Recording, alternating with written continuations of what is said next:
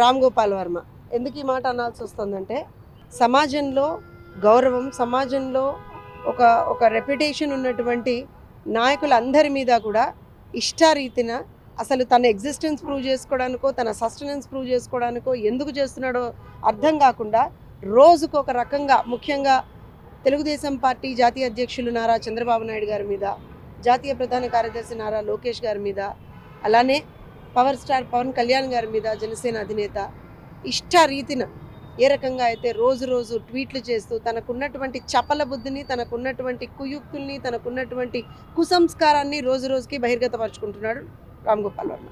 So ఖచ్చితంగా ఇవాళ ఇక్కడ మీరు చూస్తూ ఉన్నారు, ఇది అతని ట్విట్టర్ అకౌంట్లో అనుక్షణం కూడా అతను పోస్ట్ చేస్తున్నాడు. ఇది ఒకటి కావచ్చు, మార్ఫ్డ్ ఫోటోగ్రాఫ్స్, ఎక్కడికక్కడ morphed photographs, and also censor board ఇచ్చినటువంటి సర్టిఫికెట్ని కూడా ఈ రకంగా మార్ఫ్ చేసి నేను చూపించుకుంటాను అని చెప్పి తాను ఆ అనుక్షణం కూడా తనకున్నటువంటి ఆ ట్విట్టర్ సోషల్ మీడియా సాక్షిగా రోజు రోజు ఇలాంటి పిచ్చి పనులు చేస్తూ ఉన్నాడు. సో నాకు తెలిసి ఏదో ఒక రకమైనటువంటి మానసిక రోగంతో బాధపడుతున్నటువంటి రామ్ గోపాల్ వర్మ గారి మీద ఖచ్చితంగా యాక్షన్ తీసుకోవాలని చెప్పి ఇవాళ ఇక్కడ కమిషనర్ ఆఫ్ పోలీస్ గారికి వచ్చి మేము వినతి పత్రం ఇవ్వడం జరిగింది.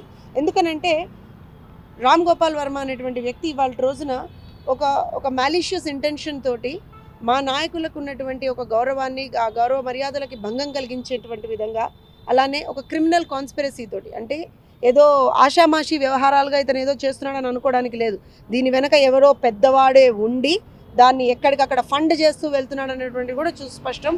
ఇతను ఇలాంటి చేష్టల వల్ల రాష్ట్రంలో, అక్కడ ఆంధ్రప్రదేశ్లో కావచ్చు, ఇటు చంద్రబాబు నాయుడు గారి అభిమానులకు కావచ్చు, పవన్ కళ్యాణ్ గారి అభిమానులకు కావచ్చు, నారా లోకేష్ గారి అభిమానులకు కావచ్చు, అందరికీ కూడా ఇబ్బంది కలుగుతూ ఉంది.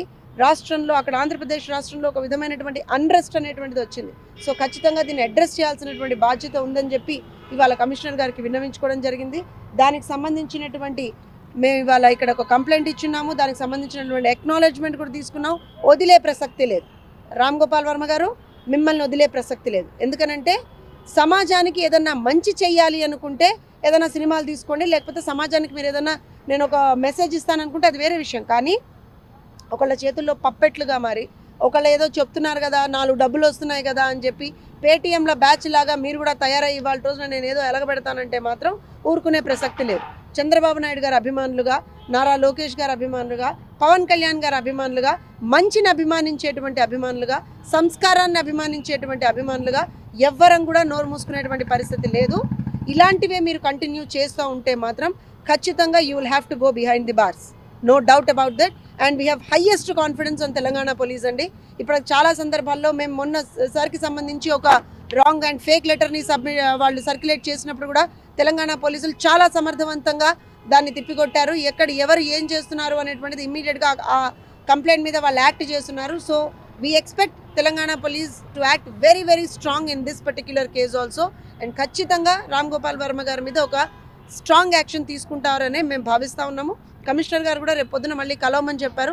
సో ఖచ్చితంగా రేపు పొద్దున 10:30కి వస్తాము, మొత్తం with all the facts and figures. అతనికి సంబంధించినటువంటి ట్విట్టర్ అకౌంట్స్ కావచ్చు, అతనికి సంబంధించినటువంటి మిగతా సోషల్ మీడియా అకౌంట్స్ కావచ్చు, ఏ రకంగా మహిళల మాన ప్రాణాలకి గౌరవం, అంటే వాళ్ళ గౌరవానికి కూడా భంగం కలిగించే విధంగా ఏ రకంగా అయితే రామ్ గోపాల్ వర్మ బిహేవ్ చేస్తాడో అవన్నీ కూడా ఆధారాలతో సహా రేపు మళ్ళీ కూడా కమిషనర్ గారికి సబ్మిట్ చేస్తాం.